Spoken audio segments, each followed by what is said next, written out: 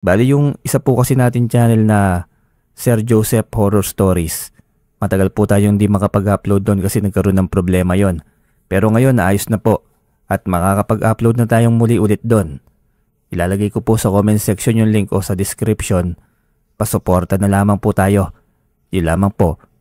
Simulan na natin ang kwento. Paikot-ikot si Estoy na humihingi ng tulong. Habang nasa loob ng ipo-ipong humagip sa kanya habang naglalakad sila ng bunsong kapatid sa mahabang pilapil ng palayan. Sa sobrang liit niya'y walang kahirap-hirap siyang tinangay ng ipo-ipo. Halos nawala na siya ng malay sa tagal niyang nasa himpapawid. Bago pa man tuluyang mawala ang kanyang ulirat ay namataan niya ang gamunggol liit ng isang matigas na bagay. Kulay itim iyon na parang perlas. Kumikinang at makinis. Pilit niya yung inabot at bago tuluyang mawala ang kanyang ulirat ay nasa kamay na niya yon. Sakto rin ang pagbagsak ng kanyang katawan sa lupa. Nawalan siya ng malay sandali. Nagising na lamang siya sa sunod-sunod na pagtapik sa kanyang balikat. Ano bang nangyari? Hindi mo maalala? Nahagip ka ng ipo-ipo habang pauwi galing Pintakasi, kuya. Tugon naman ni Toto kay Estoy. Kamot niya ang kanyang ulo habang dismayadong iniisip ang kanilang pagkatalo. Maging sa mga mata ni Toto ay mababakas ang pagiging dismayado at lungkot sa pagkatalo ng kanilang tandang natalisayin. Dahil sa nangyari ay nakalimutan na nila ang kanilang alagang kalabaw. Sa kanila iyon ibinilin ng kanilang ama. Malas na buhay to, kahit na lang sana sa sabong binigyan din ako ng kaunting swerte. Sambit ni Estoy. Yun nga kuya, mukhang ikaw talaga nagdadala ng malas. Kung hindi mo lang kasi daladala yung bahay ng pagong, di siguro panalo pa ang tandang kong talisayin. Ang sakit mo namang magsalita, Toto, porket ba kuba ako? Parang mangiyak-ngiyak siya sa sinabing yun ng kapatid nang bigla itong bumunghalit ng tawa. Seryoso mo naman masyado kuya, binibiro lang kita eh. Masyado na tayong seryoso porket talo ang ating tandang. May susunod pa naman. Malay mo diba? Sa susunod panalo na tayo. Bigla niyang naisip ang bagay na nahuli niya habang paikot-ikot kanina sa ere. Alam niyang iyon ang mata ng ipo-ipo. Nasa kanyang palad yun na kanina pang nakakuyom. Agad niyang iniangat ang kanang kamay at binuksan yun sa kanyang harapan.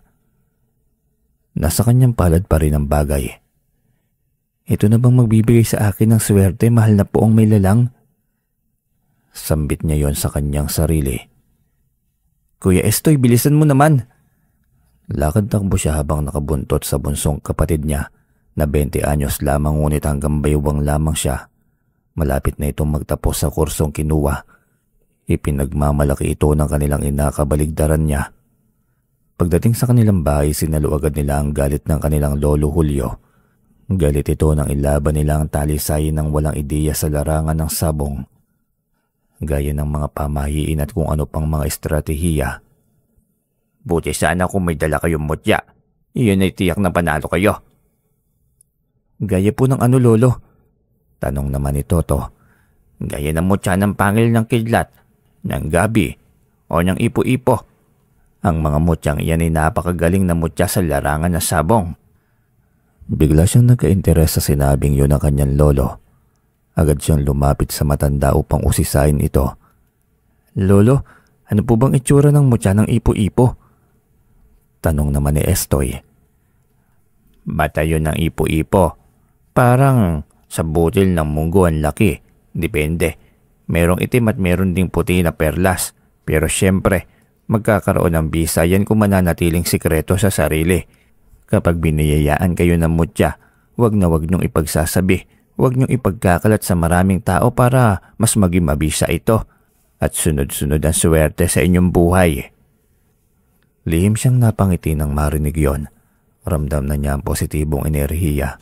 Iyon na ang simula ng pagbabago ng kanilang buhay. Ang manok niyang swerte. Ang paborito niyang manok na noon ay takot siyang ilaban sa sabong. Ngayon ay naisip niyang isabong at gamitan ng bertud ng ipo-ipo. Inaral niya ang mga pamahiin ng sabong at ang paraan kung paano gamitan ng bertud ang kanyang tandang. Huwag ka nang mangarap na magkaroon ng mutya kuya. Pangarapin mo munang matanggal yung bahay ng pagong sa likod mo. Huwag kang ganyan sa kuya mo, Toto. Masyadong masakit ang birong yan. Sanay na yang si kuya sa akin. Totoo din naman eh. Akala mo lang hindi masakit. Yang bully mo, akala mo lang nasasanay ako, Toto. Ay sus, marunong humugot itong si kuya. O siya, tama na yan. Para kayong mga bata. Mga binata na kayo, hoy. Kaya wala nagkakagusto sa inyong mga babae eh. Lolo naman, sa akin marami nagkakagusto. Kay Kuya Estoy, ay ewan ko na lang. Naiiling na lamang siya habang tinatago ang sakit ng pambubuli ng kanyang kapatid sa kanya. Siguro ngay baliwala lamang dito ang ganitong biro. Iintindihin niya na lamang ito dahil bunso. Pumunta siya sa bahay ni Lolo Teban. Alam niyang ito ang makakatulong sa kanya sa paggamit ng kanyang mutya. Saktong nasa bukuran nito ng bahay. Karga ng kaliwang kamay ang manok nitong tandang. Sinusuklay ang buhok habang kinakausap. Lolo Teban, magandang araw po sa inyo. Magandang araw naman, Estoy, napadalaw ka. Opo, Lolo, matagal na akong hindi nakadalaw. Kumusta naman po kayo dito? Napalingon ng matanda sa kanya dahil sa kanyang naging katanungan. Alanganin itong tumugon at alam niyang nagsisinungaling ito. Ayaw nitong umamin na may mutya sa likod ng panlabang tandang nito. Lolo Teban kasi, gusto kong malaman kung paano gamitin ang mutya ng ipo-ipo sa pansabong na tandang. Hindi na siya nagpaligoy-ligoy pa at ipinagtapat na nga niya ang kanyang tunay na hangarin. Ipinakita niya rito ang mutya ng ipo-ipo at ganoon na lamang ang pagkamangha ng matanda nang makita niya yon. Napakaswerte mo naman. Ganitong mutya din ang gusto ko pero iilan lamang ang biniyayaan ito. Gamitin mo ito sa iyong tandang. Ibabad mo ito sa tubig. Ipaligo mo sa iyong tandang ang tubig na nababaran bago mo dalhin sa sabungan. Ganun lang po yun, Lolo. Oo, ganun lang. Pero tiyak na lagi ang iyong panalo. Magiging kilalang ganadores ang iyong tandang na gagamitan mo ng mutya ng ipo-ipo. Sabik na ako, Lolo Teban. Magiging kilala akong mananabong. Huwag lang lumaki ang ulo mo, lalo't huwag kang maging mandarambong dahil tiyak na babawiin sa iyo ang swerte na ibinigay sa iyo. Dati naman ako matulungin, Lolo. Huwag kang mag-alala, kapag ibibigay sa akin ng Panginoon ang swerte, hindi ko sasarilinin lamang para yun sa lahat. Nandito lamang ako sakaling kailangan mo ng tulong. Oo, Lolo, kaya pala ganadores ang iyong tandang. Ngunit wala kayong ipon at magarang gamit sa iyong bahay. Alam ko na ngayon kung bakit. Hindi natin kailangan maging sakim sa kung anumang yaman. Hindi natin madadala sa langit ang anumang bagay na hawak at ipinagmamayabang natin dito sa mundo. Tumulong kung may maitutulong, pero siguraduhin din ang tinutulungan ay karapat-dapat. Maraming abusado sa mundong ito. Opo, Lolo. Lagi kong tatandaan ng mga bilin at pangaral mo. Balutin mo ng pulang tela ang iyong mutya, Estoy. Tumango siya. Matapos ang mahabang paalala at pangaral ng matanda, ay nagmadali siyang nagpaalam para umuwi na. Sabik na siya sa kanyang alaga para ikondisyon. At upang ilaban sa sabong kinabukasan, ang dami ng tumatakbong pangarap sa kanyang isipan na nais niyang mangyari. Ngunit hindi pa man siya nakakarating sa kanilang bahay nang may makasalubong siya na isa sa kanilang kapitbahay, si Mang Ed na sobrang nag-aalala ang muka. Saan ka galing, Estoy? Napuntahan mo na ba si Toto sa morgue? Napakunot ang kanyang noo sa naging tanong na yun ng kanyang kapitbahay. Wala naman silang kaanak na naroon sa morgue. Sino ang bibisitahin ng kanyang bunsong kapatid sa lugar na yon? Sigurado ka po ba na si Toto ang hinahanap mo, Mang Ed? Sino naman pong pupuntahan niya ron? Saan ka ba galing? Hindi mo ba alam ang nangyari sa bunso mong kapatid? Bigla siyang kinabahan sa sinabing yun ni Mang Ed. Kinabahan siya sa tono ng pananalita nito, kaya tinanong niya ito kung ano ang nangyari sa kanyang kapatid. Halos himatayin siya sa gulat nang sabihin ni Mang Ed na patay na si Toto. Binaril ito ng kanilang kapitan del barrio. Paano nangyari yun, Mang Ed? Magkasama pa kami kanina. Hindi ko alam. Basta narinig na lamang namin ang bangayan nila kanina. Parang tungkol yata sa kalabaw nyo na nakapanghalab ng kanilang pananim na palay. Nang marinig niya yun ay hindi na siya nagtanong pa ng marami. Patakbo siyang umalis. Walang direksyon kung saan papunta. Hindi niya alam kung sa bahay ba nila o sa morgue na sinasabi ng kanilang kapitbahay. Hanggang sa natagpuan niya ang sarili sa harap ng punerarya. Naroon sa likod ang bangkay ni Toto. Hindi pa nauumpisa ang imbalsamuhin. Naroon din ang kanyang inay at nagbabantay sa labas. "Nay, anong nangyari? Bakit po binaril si Toto?"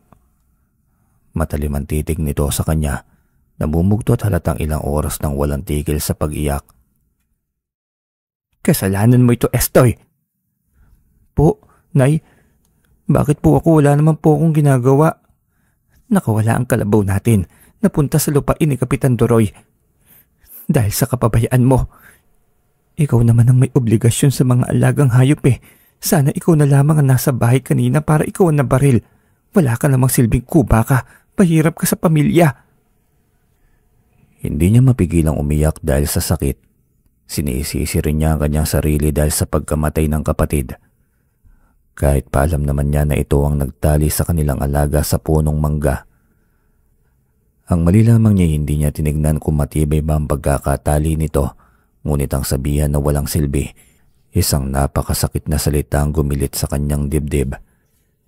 Hindi niya yun inaasahan na lalabas sa bibig ng sariling ina. Ginawa naman niya ang lahat para makatulong kahit depektibo siya. Pinilit niyang maging masipag para ipakita sa pamilya niya na hindi lamang normal na tao ang may kayang magtrabaho. Kahit pag-aararo'y ginagawa niya, iyon nga lamang at wala siyang pinag-aralan dahil sa tumigil siya simula ng mabuli ng mga kababata noon. Kaysa lagi siyang umiiyak dahil sa tukso, pinili na lamang niyang mag-alaga ng kanilang mga alagang hayop at pananim sa bukid. Kaya hindi totoo na wala siyang silbi. Napakasakit sa dibdib na yon. "Ano bang ginagawa mo rito? Umalis ka na!" Tumalima siya agad dahil sa ayaw niyang magalit pa ito ng sobra. Galit na galit niyang sinugod si Kapitan. Hindi niya matanggap ang ginawa nito sa kanyang kapatid. Dapat ay magtatapos na ito sa kursong komersyo. Paano pa ito masasabitan ng medalya ng kanyang inay? Siya ang maniningil para sa kanyang kapatid. Pagdating sa bakuran ng bahay ng kapitan ay hinarap agad siya nito. May bitbit pa rin itong baril at nanlilisik ang mga matang nakatingin sa kanya. "Porket Kapitan Del Barrio kayo rito, may karapatan na kayong kumitil ng isang inosenteng buhay." "At saan ko naman kumuha ng lakas na loob para sugurin ako at diktahan kung ano ugaling dapat kong ipakita? Kung gusto kong pumaslang, papaslang ako. May magagawa ka ba? Pinsan ko ang alkalde ng bayan, kapatid ng asawa ko ang hepe ng mga kapulisan. Sa tingin mo kaya'y may panama ang inyong angkan? Kaya ka abusado dahil may malalaking koneksyon ka? Magkaroon ka rin ng konsensya, Kapitan. Inosenteng buhay ang kinitil mo. Maraming pangarap yun, ngunit ipinagkait mo. Mangingiming barilin ka." "Wala akong pakialam. Tumahimik ka na dahil nakakarindi na. Isapat kasalanan nyo rin naman yon." "Hindi ako mamamatay dahil hindi ko pa naipapaghiganti si Toto. Kapag napaslang kita ay siguradong pwede na." Umalakak ito sa kanyang harapan. Alam niyang nayayabangan ito sa kanya. Sa katulad niya isang maliit na kuba, sino nga bang matatakot? Naisip din naman niya na hindi siya nakakatakot sa paningin nito dahil sa sobrang liit niya. Laking gulat pa niya nang biglang itinutok nito ang baril sa kanya, ngunit sobrang bilis niyang umilag, kasing bilis ng ipo-ipo at tila ba nagte-teleport lamang siya. Hindi siya natamaan ng baril ng kapitan. Humalakak ito nang makita ang kanyang mga galaw. "Ang galing! Hindi ko akalaing magaling ka palang makipagpatintero. Sa liit mong yan. Sige nga, damihan pa natin." Pagkawika nito'y bigla siyang nagpaulan ng bala. Hindi alam ni Estoy kung bakit napakaliksi ng kilos niya. Hanggang sa nabatid niya ang nagtataglay nga pala siya ng bertud ng ipo-ipo. Tila isang hangin lamang siya at dumaraan lamang sa kanyang tagiliran ng mga bala. Napansin niya ang biglaang pagiging pikon ng kapitan, ngunit hinayaan niyang magiging pikon pa ito. Nilaro niya ito at napagtanto niyang nasa katawan niya at taglay niya sa kanyang sarili na ang buong akala niya sa manok lamang niya magagamit ang mutya. Nakita niyang pag-igting ng panganang kapitan, mas lalo niya itong ginalit. Magalit ka pa, Kapitan. Gusto kong sabay kayong paglamayan ng kapatid ko. May paghiganti ko man lamang siya. Sa tingin mo rin kaya makukutom mo ko? Hindi. Humanda ka dahil mas pag-iinitan ko panlalo ang iyong pamilya. Maling-mali ang mga tao na nailuklok ka sa posisyong yan. Humalakhak pa ito, halatang walang puso sa bayan. Tanging hangarin lamang nito ay mangamkam ng yaman at manatili ang kapangyarihan. Biglang umitim ang kaulapan. Gumuhit ang napakalaking kidlat sa kalangitan. Kasunod ang malakas na pagkulog. Tila na imasmasan sa galit ang kapitan at bigla itong pumasok. Tinawag niya ito ngunit hindi siya nito pinansin. Lugmok siyang umuwi at alam niyang hindi matatahimik ang kaluluwa ng kanyang kapatid hanggat hindi nabibigyan ng hustisya ang pagkamatay nito.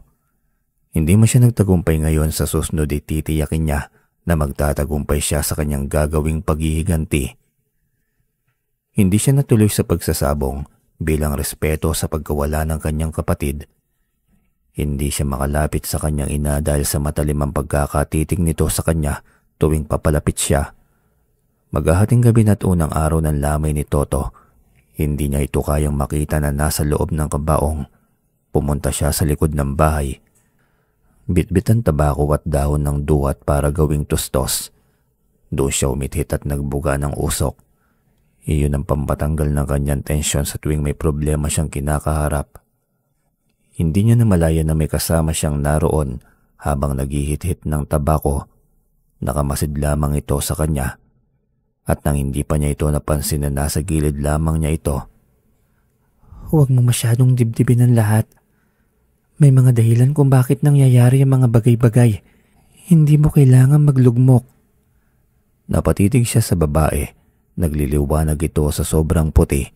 Maging ang damit nito, batid niya na hindi ito normal na tao kaya napataras siya mula rito. Huwag kang matakot, Estoy. Ako si Diwata Anita. Ako ang iyong gabay. Simula pagkabata mo. Simula pagkabata ko?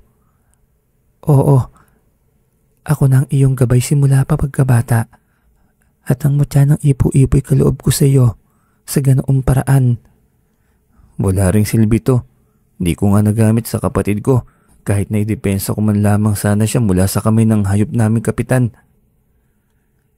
May naghihintay na kaparusahan sa ganoong uri ng tao. Hintayin mo lang. May pagkakataon para sa pagpaparusa sa mga taong walang takot sa paggawa ng masama. Uusigin sila ng sarili nilang anino.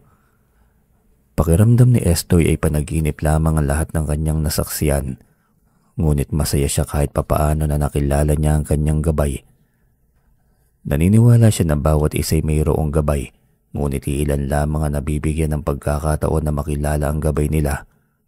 At iilan lamang din ang taong mayroong malakas na kapangyarihan bilang gabay. At alam niyang isa siya sa mga maswerteng tao na yon. Hinding-hindi niya malilimutan ang araw na yon dahil unang araw sa lamay ng nag-iisa niyang kapatid. Yun nga lamang ay mas lalong lumayo ang loob ng kanyang ina sa kanya simula nang mamatay ito. Siya ang sinisisi sa lahat ng mga nangyari, ngunit pipilitin niyang makuha ang loob ng ina. Alam niyang simula pagkabatay malayo na ang loob nito sa kanya. Ikinahihiya siya marahil dahil sa kanyang kapansanan. Kung pwede nga lamang niyang kunin ang mabigat na bagay na lagi niyang pasan-pasan. Isang umaga habang nagkakape, ang kanyang inay sinubukan niyang lapitan ito upang makausap. Ngunit malayo pa lamang at hindi pa man nakapagsasalita, ay pinagtatabuyan na siya nito. Huwag kang lumapit sa akin. Nanay, hindi ko sinasadya. Sana mapatawad mo ko. Kapag nabigyan ng hustisya ang pagkamatay ng kapatid mo, saka na kita mapapatawad. Saka mo na ako kausapin. Baka ituring pa kitang anak. Hindi na siya umimik pa. Nag-isip siya sa kung anong paraan ang maibibigay niya sa hustisya ng kanyang kapatid. Pumunta siya sa likod ng bahay. Muli na naman niyang idinaan sa paghithit ng tabako ang kanyang nararamdaman. Magkahalong galit at paninisi sa sarili. Kung siyang namatay ay tiyak na masaya ang kanyang pamilya dahil wala ng malas at wala ng pangit sa kanilang angkan. Malungkot ka na naman. Huwag mo nang isipin pa ang nangyari. Hindi mo yun kagustuhan. Siguro mas mainam kung ako na lamang yun namatay. Ayan ka na naman. Malaki pa ang papel na gagampanan mo sa buhay. Hindi yan totoo, Diwata. Wala akong silbi sa buhay. Pangit na nga ako, kuba pa. Hindi may pagmalaki. Kasi walang pakinabang.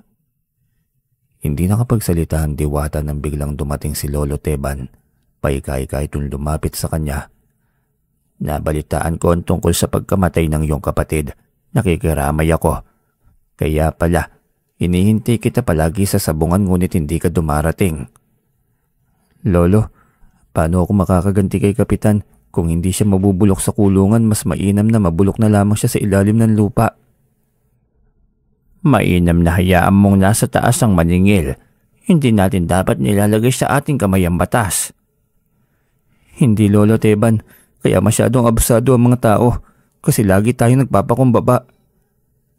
Kaya naisip ko na oras na para tayo mismo ang kumilos para sa hustisya na ating hinihiling. Pinaliwanag sa kanya ng matanda ang batas ng lupa at ang batas ng langit. Pareho yung hindi papasa sa kanyang pananaw. Hindi maaaring puro pagpapatawad na lamang. Hindi magkakaroon ng tamang hustisya kung laging paiiralin ng kabutihan. Nagmatigas siya, hindi para sa kanya, kundi para sa kapatid niyang walang kahirap-hirap na pinaslang ng tao nang sinasandala na yung posisyon at yaman.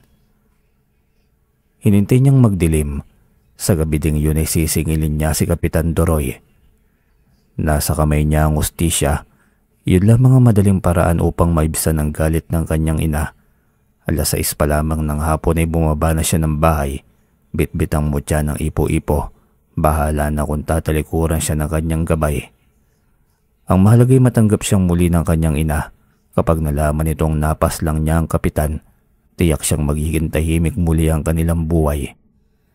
Hindi niya namalayang narating niya ang bahay ng kapitan. Saktong-saktong nasa bakuran din ito ng bahay nito. Hindi man lamang siya nito napansin habang papalapit at nag-ihit-hit ng sigarilyo.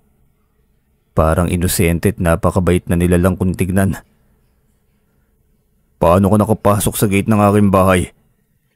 Galit at matalim ang titig nito sa kanya. Tinawanan niya lamang ito. Ilang saglit pa'y biglang umikot ang hangin sa buong paligid. Bumuo iyon ng ipo-ipo. Sumabay iyon sa kanyang galit.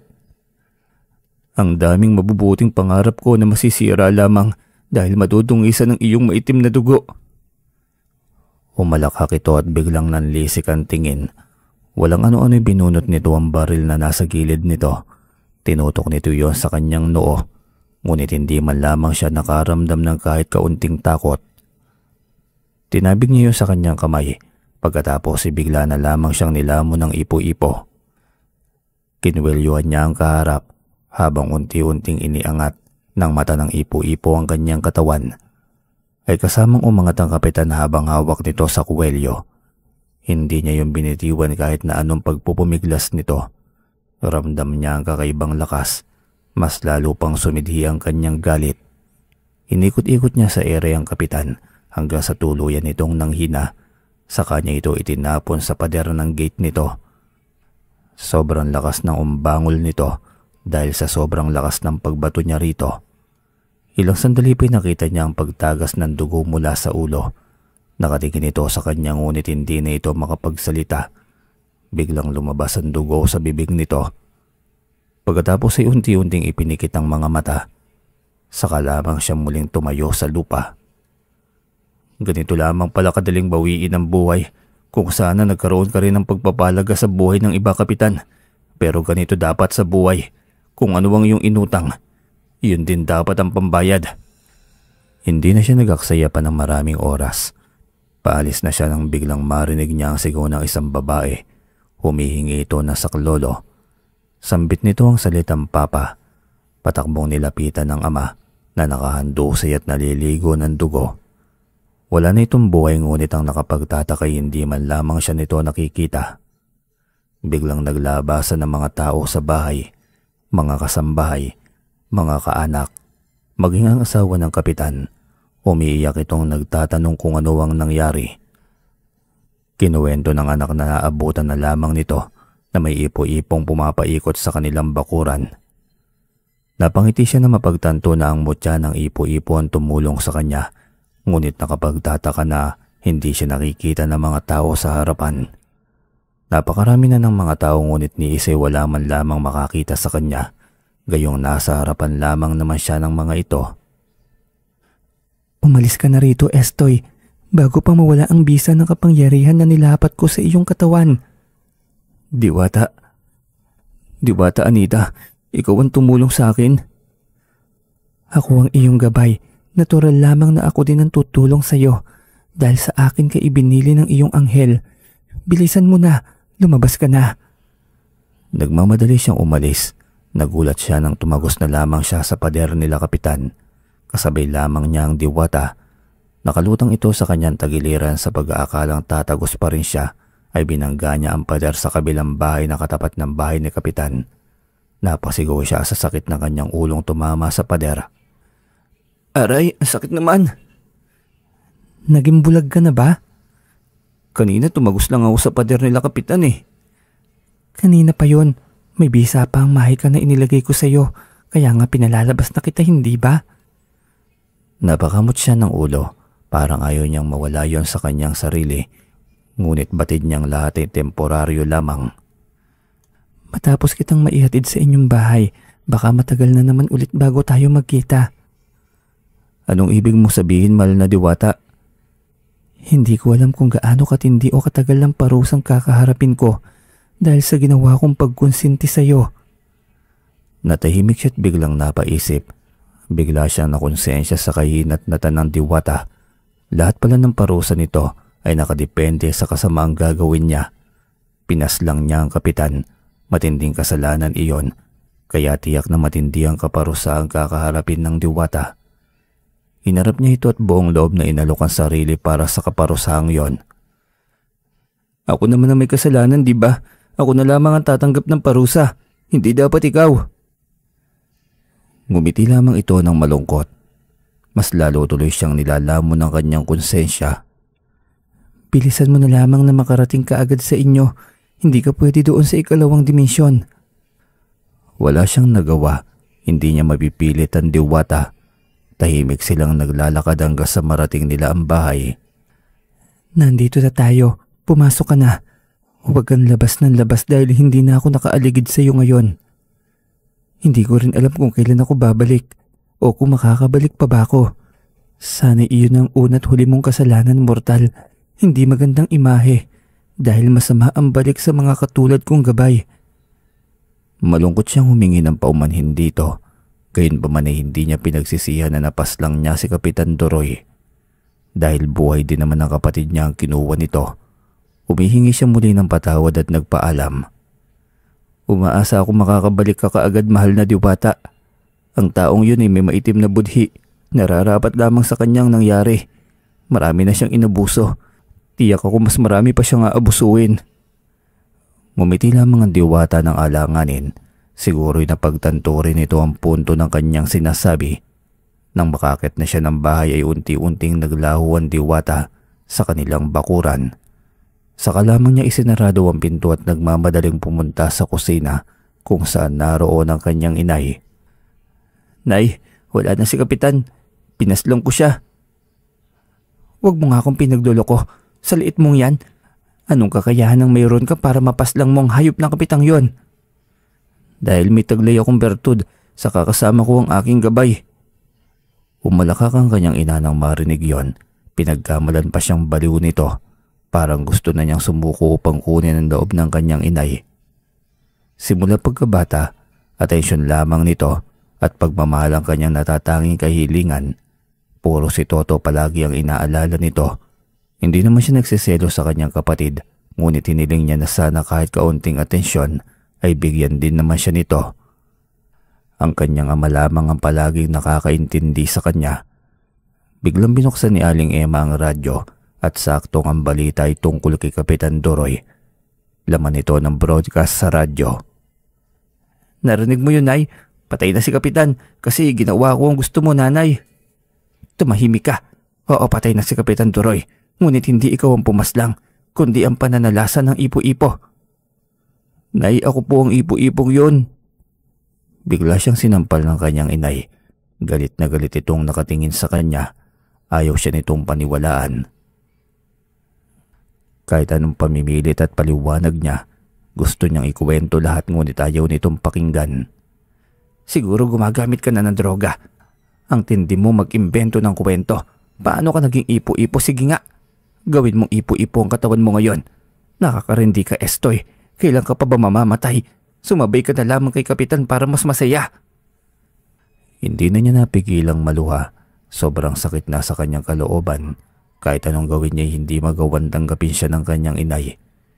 Hindi nito matanggap na may anak itong Kuba. Sa sobrang sakit ng kanyang loob ay sumabog na rin ang hinanakit niya. Bakit, Nay? Ginagawa ko naman lahat para magustuhan mo.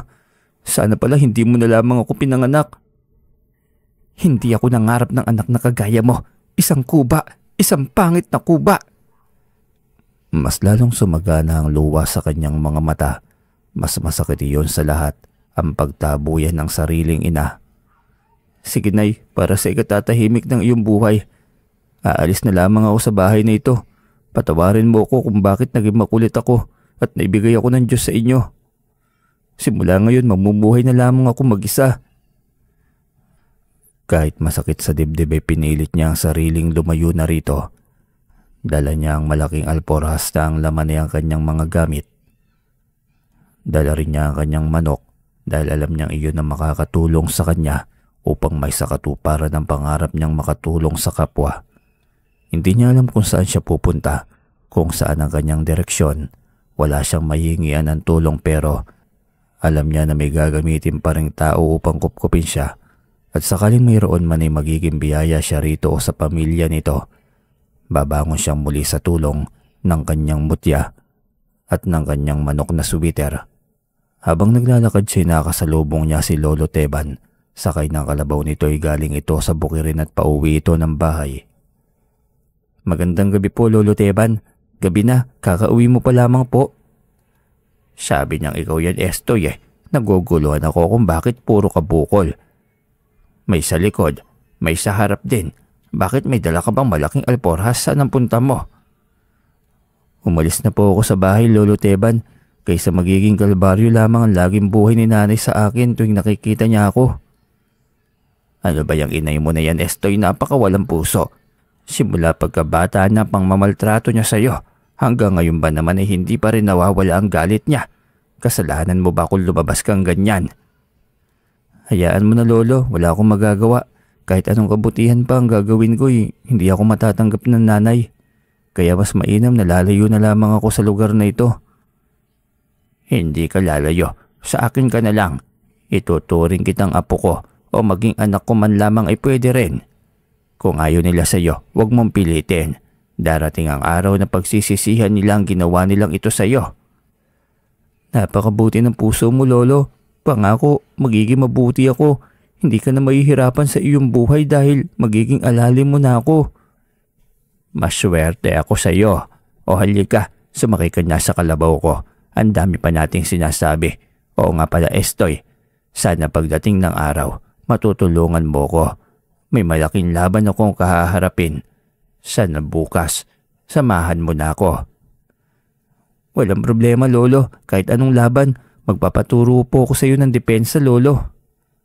Nako, salamat, Estoy. O halika na. Ngumiti siyang sumampa sa likod ng kalabaw. Tuwang-tuwa siya at walang kapantay na kaligayahan ng nadarama niya sa mga sandaling yon. Sa wakas ay may isang tao na nagmamahal sa kanya at itinuturing siyang pamilya.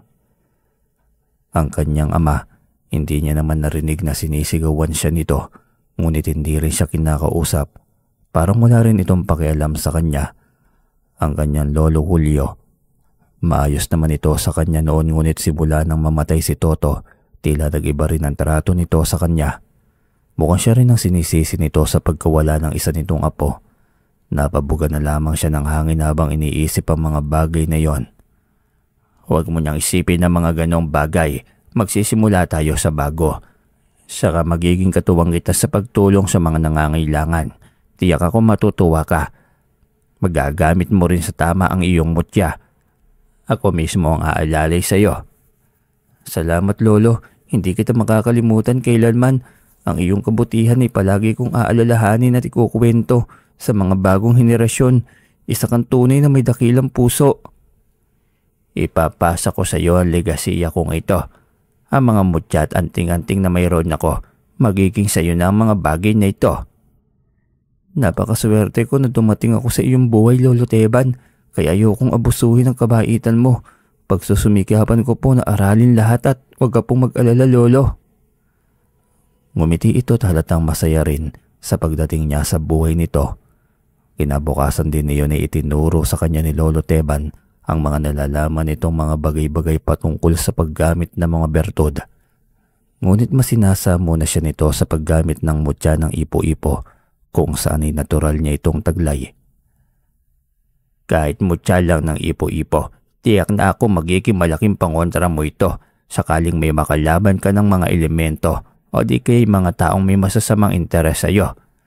Mas naging porsigido pa siya na aralin lahat upang mas maging magaling siya pagdating ng araw. Sa kabilang bayan ng balak ng kanyang Lolo Teban na pumunta upang dumalo sa piyesta at isali sa sabong ang kanyang manok na sweater. Maaga pa lamang igising na siya at kinondisyon ng tandang niya para dalhin mamayang hapon sa kabilang bayan at sa unang pagkakataon ay mailalaban niya ito sa sabong. Natatakot ako, Lolo. Hindi kaya madadali ang manok ko. Baka mamaya magagaling ang mga makakalaban ng aking tandang. Huwag kang matakot. Magtitiwala ka lamang sa kakayahan ng iyong alaga, sa bertud na iyong hawak at sa paraan ng iyong pag-aalaga. At lalong huwag kang maging negatibo. Opo, Lolo. Salamat sa mga payo. Maaga pa lamang isakay na sila ng kabayo. Papunta sila sa kabilang bayan at bitbit niya ang kanyang alaga. Nakakaligo lamang niya ng malinis na tubig na binabara ng mutya ng ipo-ipo. Lolo, akala ko ba sa bayan tayo pupunta? Bakit dito tayo dumaan sa gitna ng kagubatan? Dito lang tayo dadaan para naman hindi mainit. Kapag babagtasin kasi natin ng mahabang kalsada ay masyadong malayo. Saka maluluto tayo sa sobrang init. Dito, malamig. Saka may masisilungan at makakainom din ang alaga nating kabayo ng malamig na tubig. Hindi siya mapapagod na sobra. Nangangalahati na sila sa piniling paglalakbay. Magtatanghali na yon nang bigla silang harangin ng isang elemento. Ano to, Lolo? Bakit parang pabalik-balik tayo sa puno na ito? Napansin mo rin pala. Maligtarin mo ang damit mo, Estoy. Mukhang napaglalaroan tayo ng isang elemento. Agad niya sinunod ang utos ng kanyang Lolo Teban. Binaligtad niya ang kanyang damit at maging ang matanday ganun din ang ginawa. Nagulat na lamang sila nang biglang bumulaga sa kanilang harapan ang isang malaking nilalang. Nagbabaga ang mga mata nitong nakatitig sa kanila. May hawak itong tustos ng tabako. Galit na nakatitig kay Lolo Teban. Isang kapreng tila may nakaraang alitan sa pagitan ng dalawa. Anong nilalang yan, Lolo? Isa siyang kapre, isang nilalang na may malaking atraso sa akin. Ako pa ang may atraso sa iyo. Matapos mong agawin ang aking mutya ng gabi. Matapos mong agawin ng babaeng gusto kong makasama sa habang buhay. Sa mukha mong yan, sa tingin mo ba'y magugustuhan ka ng isang babae? Magkukunwari ka na namang maamo ang buka. Hindi mo ipapakita ang tunay mong anyo. Saka ang anting-anting ng gabi, hindi yun sa'yo. Inangkin mo niyang walang kahirap-hirap. Kayong para naman talaga sa mga mortal ang ganoong mga bertod. Magiging gabay lamang kayo pero ikaw, sa lahat ng mga elemento, ikaw ang pinakamakasarili. Mas lalong nagalit ang kapre at bigla na lamang sila nitong inatake. Mabuti na lamang at handa ang kanyang isipan at agad siyang naidepensa ng mutya ng ipo-ipo na taglay niya. Maging si Lolo Teban ay hindi natinag sa kinatatayuan nito. Ngayon unang susubukin ng bagay na itinuro ko sa iyo. Gamitin mo, Estoy. Opo, Lolo. Agad niyang inusal ang latin na pampalakas ng enerhiya ng bertud. Agad na umikot ang napakalakas na hangin sa paligid. Sa sobrang lakas ay bigla ang nagbuwala ng malalaking kahoy sa kanilang paligid. Bigla siyang hinigop ng malaking ipo-ipo. Siya ang naging mata at bawat usal niya ng Latin ay siyang pag-uumbangol sa sakit ng nasa harap niyang nilalang. Maging si Lolo Teban ay patuloy ang paglaban sa nilalang na yon, hindi lamang sa enerhiya kundi sa espiritual na laban. Sa huli ay sumuko sa kanilang elemento, ngunit hindi ito tinigilan ni Lolo Teban. Ito ang gusto mo, tahimik kaming naglalakbay dito, ngunit hinarang mo kami. Ngayon ay susuko ka na agad. Tapusin natin ito. Ayoko na, hindi ko na kaya, pangako, magiging gabay mo na ako ngayon. Hindi na ako makikipaglaban pa sa iyo. Yun naman pala, Lolo. Gawin mo na lamang siyang gabay mo.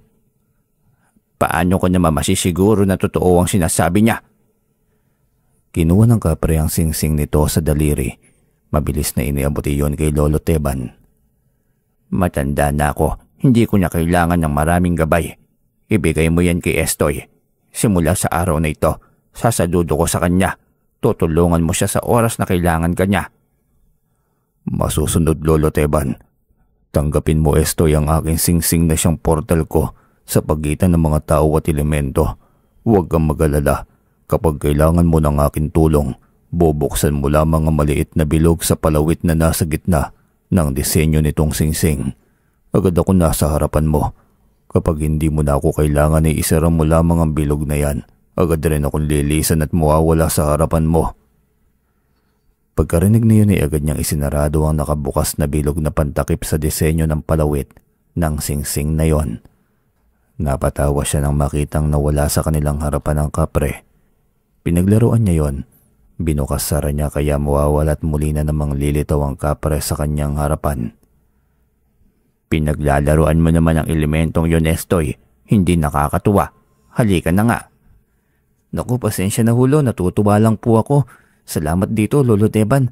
Para sa iyo naman talaga dapat ito eh.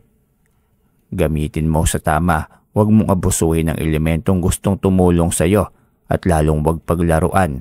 Kung hindi ay kusa silang mawawala. Opo, Lolo. Agad niyang isinuot sa hinlalaking daliri ng kanyang paa ang malaking singsing na bigay sa kanya ng kapre. Aalagaan niya yon, iingatan at kakaibiganin ang nilalang gayong ang mga ito. Ang magiging katulong niya balang araw sa sinasabi ng kanyang Lolo Teban na isang matinding laban sa pagitan ng mga angkan nito. Patuloy sila sa paglalakbay hanggang sa marating nila ang kabilang bayan. Ang dami ng mga taong nagkukumpulan doon. Nagsimula na rin ang sabong kaya dumiretso sila roon. Isang liyamador at isang mananari ang kanilang nakasalubong. Sinadya talaga sila nitong salubungin. Ilalaban mo ba yung tandang mo? Iyahanin natin sila sa laban. Inaplos pa ng mananari ang ulo ng kanyang tandang. Opo, ilalaban ko po itong tandang na ito. Tugon naman ni Estoy. Sa akin na, pwede na nating palagyan ng tari.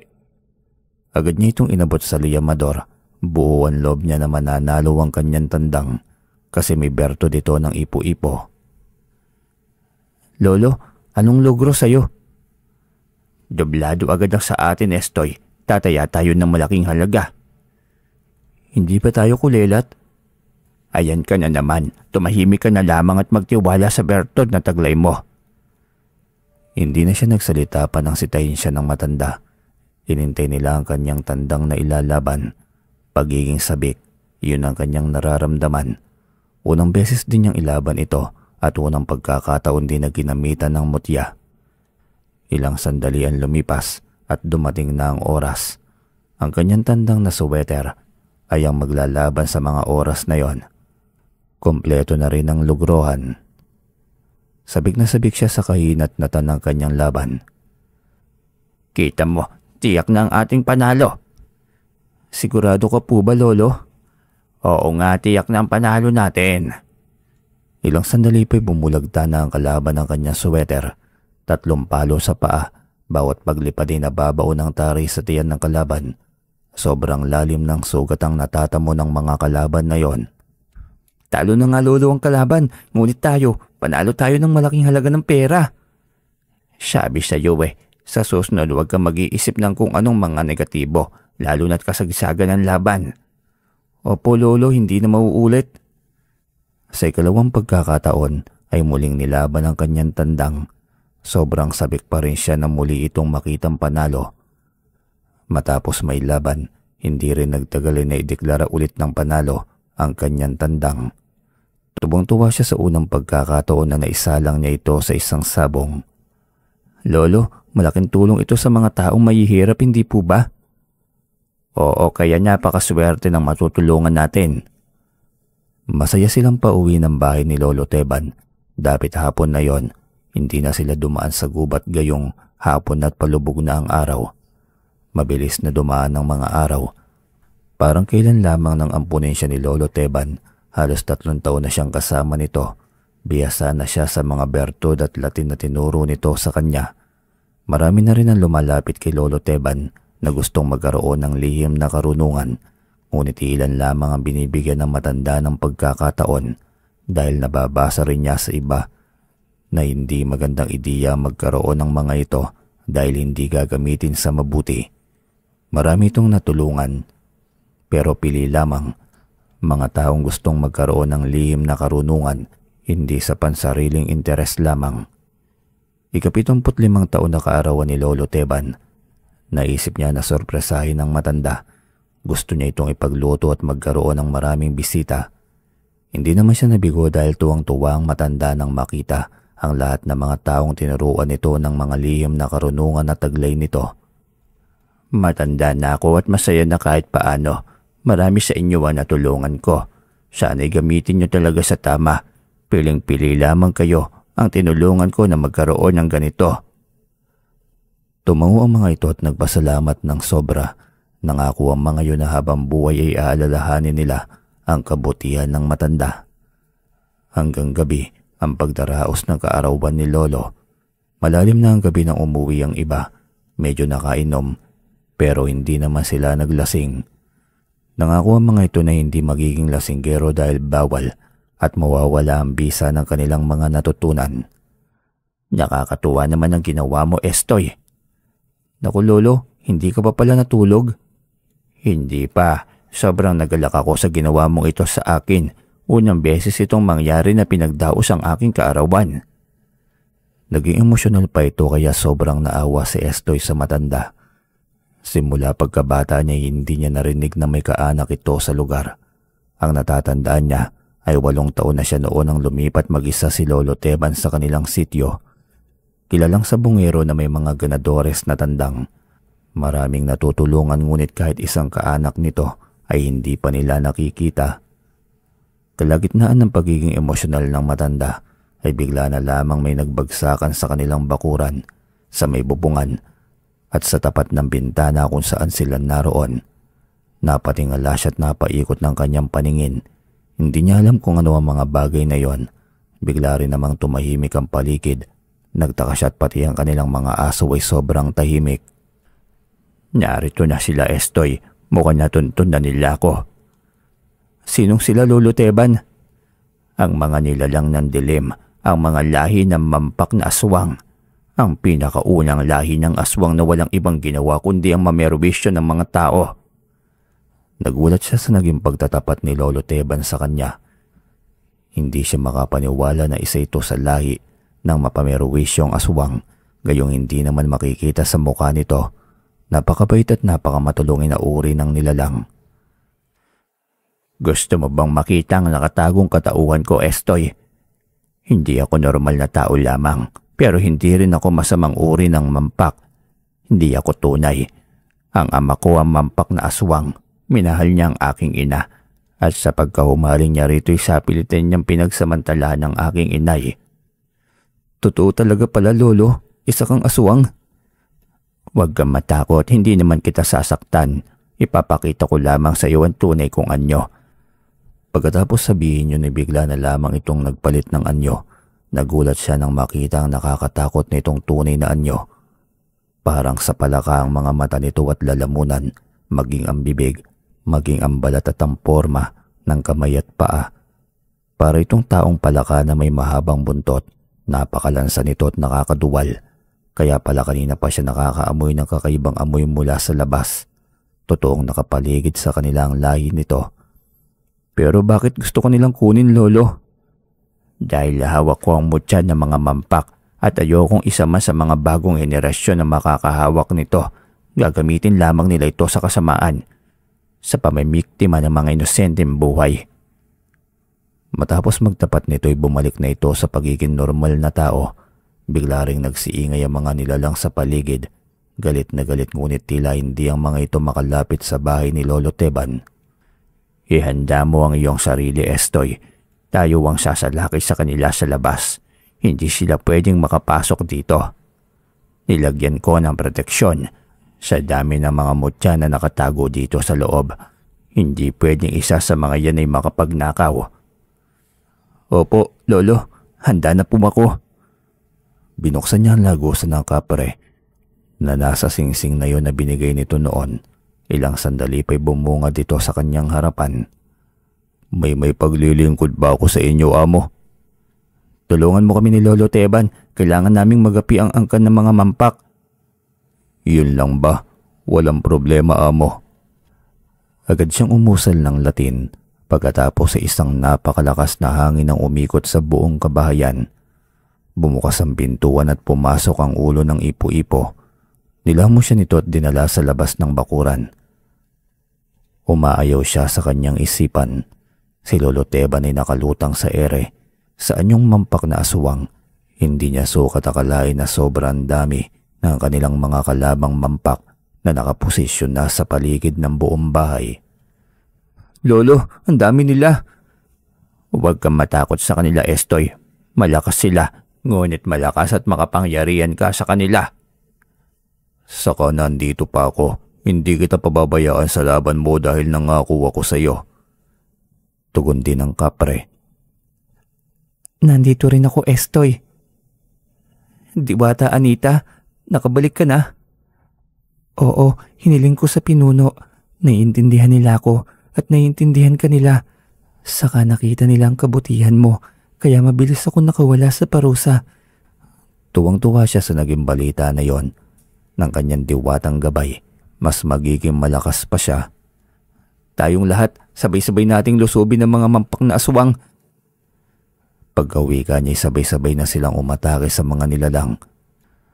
Ang tinis ng mga boses ng mga kalabang mampak.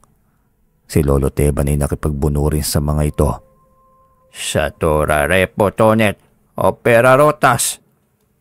Pagkatapos sambitin iyon ni Lolo Teban, ay nagsitalsika ng mga ito kung saan-saan. Nakakabingi ang sabayang tinis ng boses ng mga ito. Muling sinambit ni Lolo Teban ang panalangin Latin. Sinabayan din niya yon, kaya biglang narinig nila ang halos sabay na pagbulusok pa'y taas ng mga nilalang. Alam nila na hindi na ang mga yun babalik dahil mataas na uri ng panalangin ang kanilang inusal. Babalik pa kaya ang mga yun, Lolo? Hindi na, kasi alam nilang marami akong kasamahan na malalakas din. Hindi sila makalapit. Hindi sila makaatake man lamang sa atin. Hindi ka na nila guguluhin, Lolo? Alam na nilang ikaw ang tagapagmana ng aking mutya. Alam nilang may kakaiba kang lakas at mutya kaya takot na sila sa iyo. Nakahinga siya ng maluwag. Sa totoo lamang ay hindi niya gugustuhin na makasalamuha pa ang mga ganoong mga nilalang. Nakakatakot ang itsura at aminado siyang malakas din ang kapangyarihan ng mga ito. Kamunti ka na siyang makatulog kanina. Mukhang taglay ng mga mampak ang kakayahan na magpatulog ng mga kaaway. At kapag tulog na mga magiging biktima ng mga ito'y saka na sila atake. Muling naging tahimik ang kanilang mga buhay. Muli na naman siyang nawili sa pagsasabong. Tuwing unang araw ng pintakasi ay hindi sila nawawala ni Lolo Teban. Kaya halos kilala na sila ng lahat ng mga mananabong. Sila at mga kanilang ganadores na tandang. Itong maglulong to sa tingin ko may daya ang mga taglay niyo eh. Bulong ng isang Kristo o mananaya sa sabong. Malinaw iyong nakarating sa tenga ni Estoy kaya lakas loob niyang nilapitan ng lalaki. Kubat maliit na tao lang ako pero hindi ako mandaraya. Lumalaban ako ng tama. Lalo naman itong si Lolo Teban ko. Matanda na siya. Ano pa bang magiging dahilan niya para mandambong? Hangad niyang makatulong sa mga nangangailangan ngunit hindi siya naghihintay ng kapalit. Ikaw mag-iingat ka sa tabil ng bibig mo. Kung ayaw niyo makain kayo ng buhay. Estoy naman. Makikain kayo sa buhay ng may buhay. Sabay kumunot ang mga noo ng mga ito. Natawa siya dahil alam niyang hirap ang mga itong intindihin kung ano ang ibig niyang sabihin. Gaya ng kanilang inaasahan, panalo na naman ang kanilang tandang. Lagi iyon at masaya sila dahil marami na naman silang matutulungan. Naging kilala sila sa buong baryo na maglolo at may kawang gawa, samantalang laging chismis sa baryo ang kanyang inang walang awa at walang konsensya sa sariling anak. Pati mali siya na lamang siya sa kanyang mga naririnig. Kung kinalimutan na siya ng kanyang mga magulang ay wala na siyang magagawa pa. Abala siya isang umaga sa pagpapakain ng kanyang mga alagang tandang nang biglang may nangapit bahay sa harap ng bakuran. Hindi muna niya yun pinansin dahil abala pa siya sa kanyang ginagawa. Hinintay muna niyang matapos mabigyan ng pagkain ng kanyang mga alaga bago siya umikot sa harapan ng bahay. Nagulat siya nang mapagsino ang nakatayong ali sa harap ng gate na kawayan. Ang kanyang ina yon, miserable ang muka, maputla at payat na nangingitim ang paligid ng mga mata. Nang makita siya nito ay mas lalo itong lumapit pa. "Estoy, anak." "Anak, kailan mo pa ako kinilalang anak?" "Anak, patawarin mo na ako. Hindi ko dapat ginawa yun, nagsisisi na ako." "Huli na po kasi tinanggap ko ng umpisa pa lamang ay halimaw ang tingin mo sa akin. Kayo, hindi naman anak ang tingin niyo sa akin eh." "Anak, may sakit ako. May taning na ang buhay ko." "Hindi ko problema yon. Kinalimutan ko nang may pamilya ako. Si Lolo Teban, siya ang kumupkup sa akin. Siya lang naman ang pamilya ko ngayon. Kaya umalis ka na. Kahit anong pagmamakaawa mo, hindi ko magawa maawa sa kagaya mo." Bakas ang sakit sa mukha nito, ngunit hindi niya magawang maawa. Sagad na ang kanyang pagtitimpi simula pagkabata. "Umalis ka na. Ayaw ko na kayong makita pa." "Parang awa mo na anak, bigyan mo kami ng huling pagkakataon. Magiging mabuting magulang na kami sa'yo." "Hindi nakakatuwa. Lalong hindi nakakatawa. Pwede ba? Umalis na kayo." Hindi na niya naiwasang bulyawan ito. Kitang-kita niya ang takot sa mukha ng kanyang inay. Umatras ito at nagmamadaling humakbang papalayo. Umiiyak itong palayo at hindi rin niya kayang magtimpi, kaya napaiyak na rin siya. Pilit siyang nagmamatigas dahil gusto niyang iparamdam sa kanyang ina na kaya rin niyang lumimot at magmatigas kagaya ng ginawa nito. "Sino yun, Estoy? Parang umiiyak yun ah." Humaba pa ang leeg na matanda. "Hayaan mo na yun, Lo. Nang maramdaman naman nila kung gaano kasakit ang hindi kilalaning kadugo." "Ang mama mo ba yun? Nagsisisi na pala, bakit hindi mo pinapasok?" "Pera lang naman ang kailangan nun, Lo, kasi may sakit na."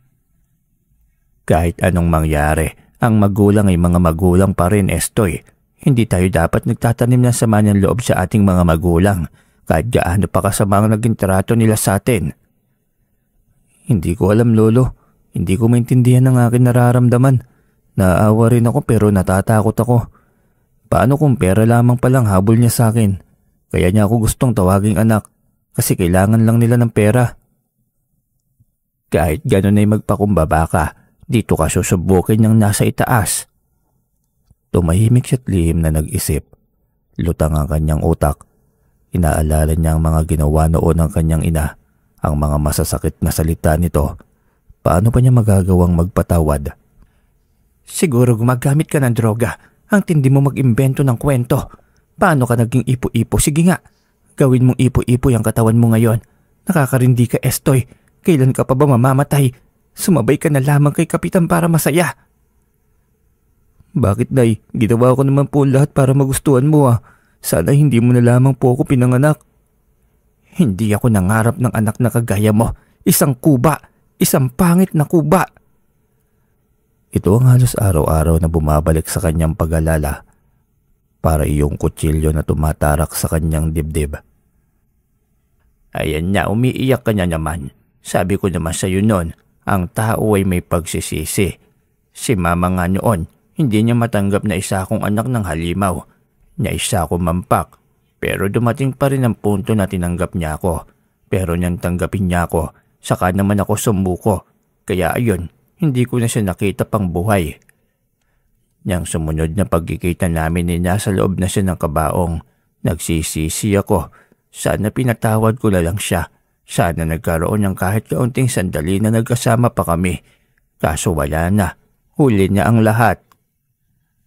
Magkaiba naman po yata ng sitwasyon tayo, Lolo. Iba-ibang sitwasyon, ngunit iisang aral na makukuha. Mas lalo siyang naguluhan. Parang gusto na niyang puntahan ng kanyang ina't ama. Pilit siyang pinapunta sa kanyang mga magulang at gusto itong makausap ng masinsinan. Hindi niya sinunod ang utos nito. Gusto muna niyang pag-aralan. Buong araw siyang tulala. Hapon iyon nang biglang magsalita sa kanyang gilid ang kanyang gabay. Makinig ka sa payo ni Lolo. Nagulat siya sa biglaang pagsulpot ng diwata sa kanyang gilid. Hindi niya inaasahan na nasa tabi pala niya ito. Kanina ka pa ba dito? Kaninang umaga pa. Ano ka ba?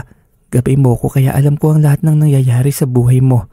Sige na, puntahan mo ng iyong ina't ama. Maging ang iyong lolo Julio. Malay mo hindi ba? Totoong nagsisisi ang mga yon. Gusto ko munang matyagan sila. Gusto kong alamin kung ano ang naging buhay nila simula nang umalis ako sa kanila. Kabilang sityo lang ngunit sa kagustuhan kong kalimutan sila kahit buhay nila hindi ko na alam.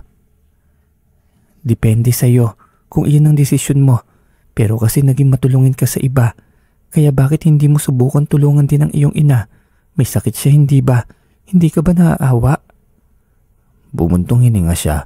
Naging adhikain nila ni Lolo Teban ang tumulong sa mga nangangailangan. Pero sa kanyang mga magulang ay hindi niya magawa kasi hindi naman siya tinuring na pamilya ng mga ito.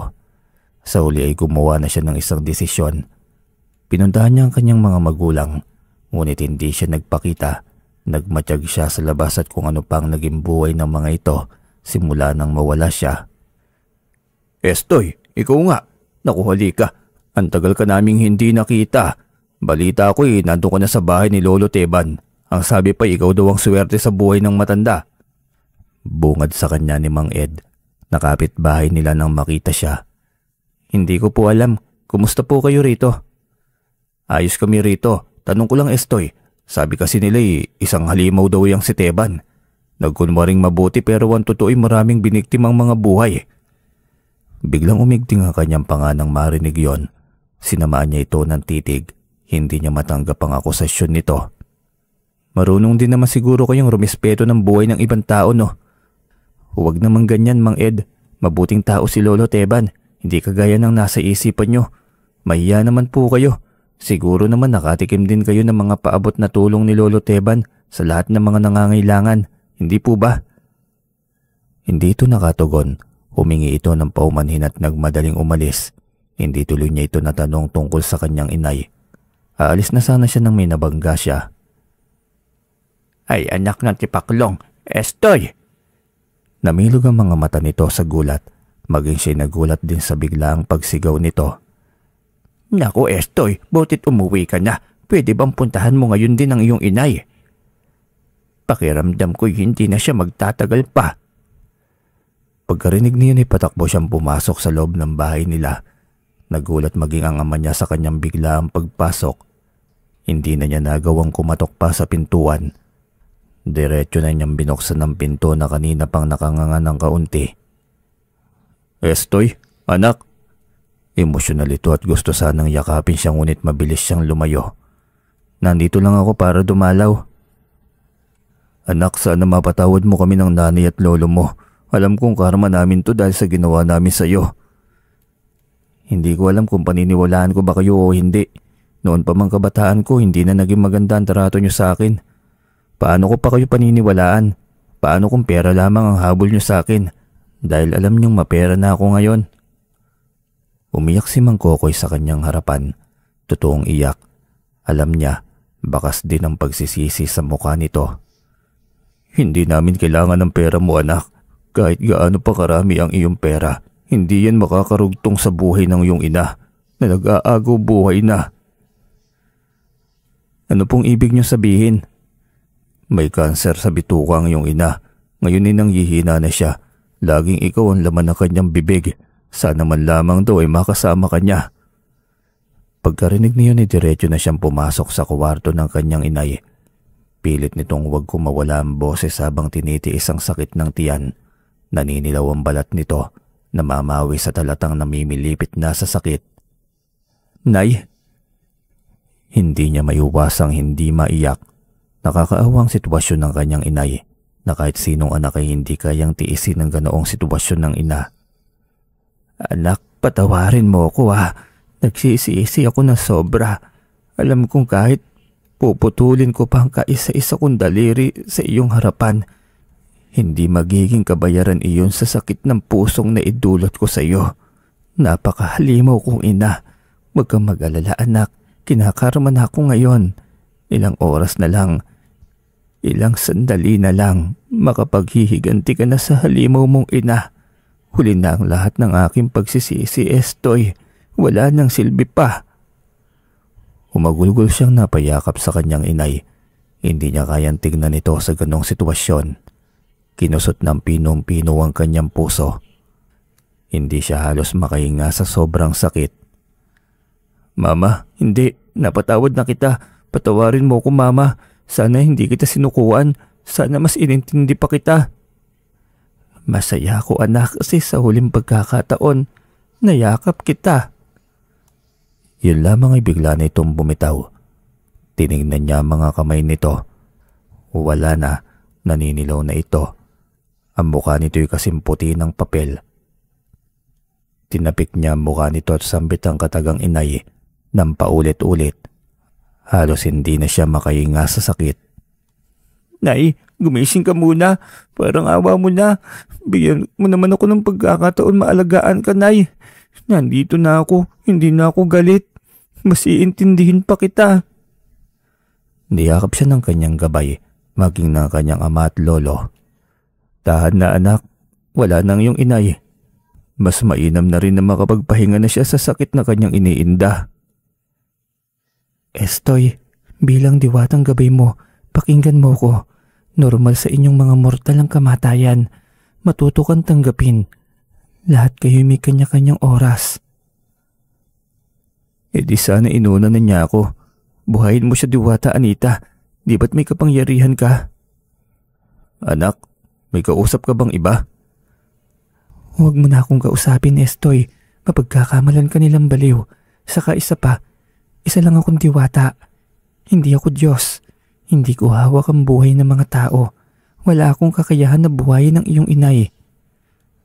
Tahimik siyang umiyak, tulala sa kawalan. Talagang wala ng pag-asa. Magsisiman siya ng 100 beses ay hindi niya na may babalik pang dati.